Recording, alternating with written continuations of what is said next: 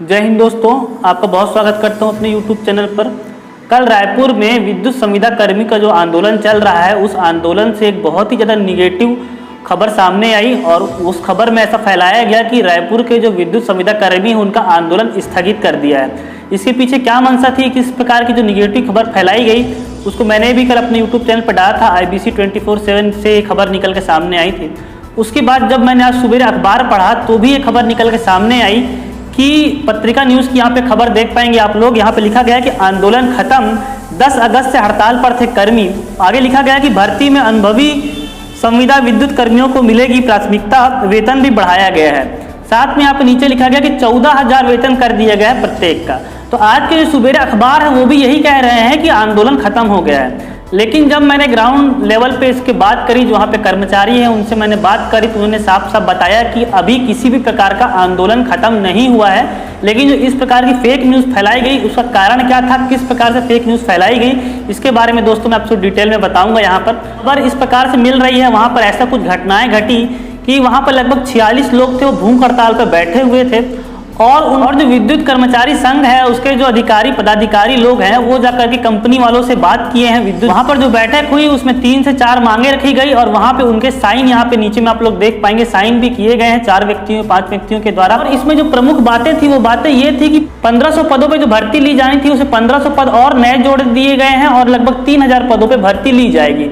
दूसरी बात यहाँ पे एक प्रमुख और थी कि जो वेतन था उसको 8000 से बढ़ा करके 13,000 रुपये कर दिया गया है कि अब संविदा कर्मियों को 13,000 रुपये दिए जाएंगे। उसके बाद में एक और प्रमुख बात यह थी कि जो स्थायी रूप से अपंग हो गए हैं उनको उसमें प्राथमिकता दी जाएगी, नियमितीकरण करने के लिए जो नए फॉर्म आएंगे उसमें प्राथमिकता दी जाएगी।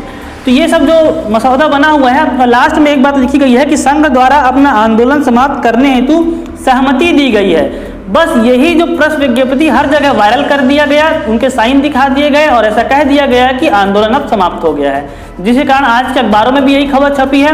कल के कुछ YouTube चैनल्स हैं, जो न्यूज़ चैनल है वहाँ पर भी खबर दिखाई गई है जो कि सरासर गलत है और इस प्रकार का कुछ भी अभी तक ऐसा सामने बात नहीं आई है कि आंदोलन खत्म हो गया है।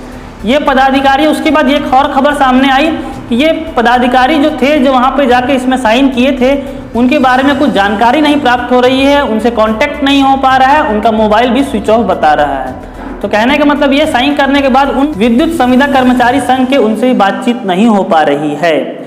तो दोस्तों कहने का मतलब ये है कि पेपर में तो आंदोलन खत्म हो गया है, लेकिन वहाँ पे जो ग्राउंड रिपोर्ट है, जो सड़क पर लोग अभी तक उसी प्रकार से हड़ताल पर बैठे हुए हैं। अब इसके पीछे क्या साजिश है, आंदोलन क्यों खत्म करने की कोशिश की जा रही है, क्यों इस प्रकार की फेक न्यूज़ फैलाई जा रही है, इसके बारे में आप लोग खुद समझदार हैं और आप लोग समझ सकते हैं।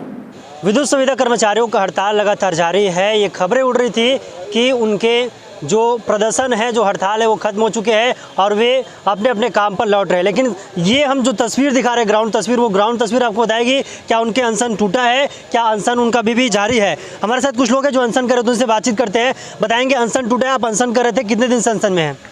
आज हमारा अनशन का तीसरा दिन है। आज हम लोग का आमरण अनशन का तीसरा दिन है, लेकिन सरकार के द्वारा अभी तक के हम लोग का कोई नियमितीकरण का आदेश नहीं दिया गया, ना तो कोई हमारे पदाधिकारी यहाँ पर लापता हैं।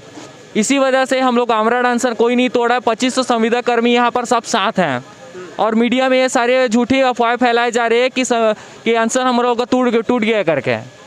ये सब फर्जी और अफवाह बातें हैं। मैनेजमेंट चाह रहा है कि सब संविदा कर्मी में फूट डल जाए और वो अलग हो जाए करके, लेकिन ये चाल नाकाम होने वाली है। यानी कि दोस्तों अब आगे इस वीडियो में उस विषय पर चर्चा करूंगा कि जिस विषय पर नए अभ्यर्थी इसमें इच्छुक हो रहे हैं फॉर्म डालने के लिए। तो दोस्तों सबसे पहले मैं एक बात यहाँ पे ये बताना चाहूँगा, अभी पदों की संख्या बढ़ाई जा सकती है अगर इसको सही माना जाएगा। इस जो पेपर है जिस पे सहमति बनी है, अगर इसको आप सही मानेंगे तो भले आंदोलन अभी खत्म ना हुआ हो, लेकिन 3000 पदों पर अगर भर्ती ली जाती है तो इसके लिए मैं आपको ये कहूँगा कि कुछ समय रुक करके फॉर्म डालें। जो लास्ट का 10 दिन बचेगा, मतलब अगर 20 सितंबर तक आपको इसमें समय दिया गया फॉर्म डालने के लिए, तो अगर आपको फॉर्म डालने के इच्छुक हैं तो कम से कम 10 अगस्त तक का वेट करें। जो अंतिम में 10 दिन बचे रहें उसी में फॉर्म डालें, क्योंकि हो सकता है अभी इसमें कुछ और भी चेंजेस आ सकते हैं। फॉर्म डालने के लिए मैं किसी को मना नहीं करूँगा, आपके जितने भी परसेंटेज हैं आप अपने विवेक से डालें कि आपका सिलेक्शन हो सकता है या नहीं हो सकता है, आप फॉर्म डालें।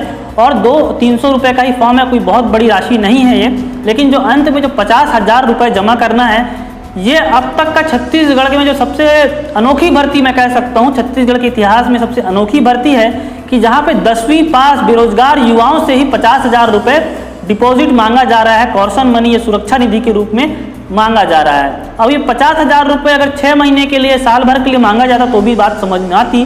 4 साल तक के लिए गवर्नमेंट के पास आपके 50,000 रुपये जमा रहेंगे। अगर भर्ती सिर्फ 1500 पदों पर ली जाती तो भी शायद एक कुछ छोटा अमाउंट होता, लेकिन अगर अब भर्ती 3000 पदों पे ली जाएगी तो हर 2 कैंडिडेट से गवर्नमेंट के पास 1 लाख रुपए जाएंगे। एक कैंडिडेट 50,000 रुपये देगा तो 2 कैंडिडेट मिल करके 1 लाख रुपए गवर्नमेंट के पास जमा करेंगे।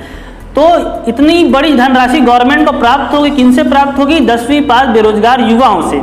तो ये सिर्फ छत्तीसगढ़ की ही नहीं, मुझे ऐसा लगता है कि पूरे भारत भर की सबसे अनोखी भर्ती होने वाली, जहां पर अभ्यर्थियों से, 10वीं पास अभ्यर्थियों से इतनी बड़ी राशि मांगी जा रही है। तो सभी से मैं अपील करूंगा ये कि आप फॉर्म जरूर डालें, लेकिन कुछ समय और वेट कर लें, जब अंतिम के 10 दिन बचे हों और सभी स्थिति क्लियर हो जाए, परिस्थितियां क्लियर हो जाएं, आंदोलन की क्या रूपरेखा होती है, जब ये स्पष्ट हो जाए तभी आप लोग इसमें फॉर्म डालें।